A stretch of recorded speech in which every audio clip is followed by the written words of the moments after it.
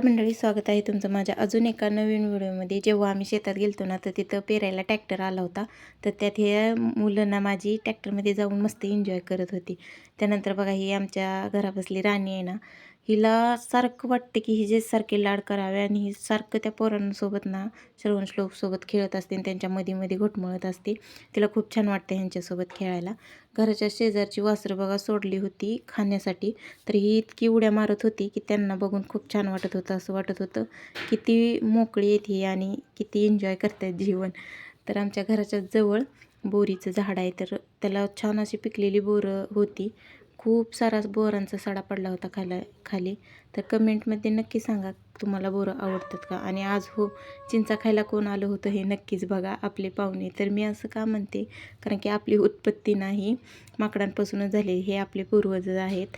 तर चिंचा खायला आलं होतं माकड, मस्त झाडावर बसून चिंचा खात होतं। त्यानंतर ते खाली उतरलं। मुलांना तर बघून खूपच छान वाटत होतं। दोघांनी खूप वेळ त्याला बघत होते। कसा वाटला व्हिडिओ नाही कमेंटमध्ये नक्की सांगा। थँक्यू।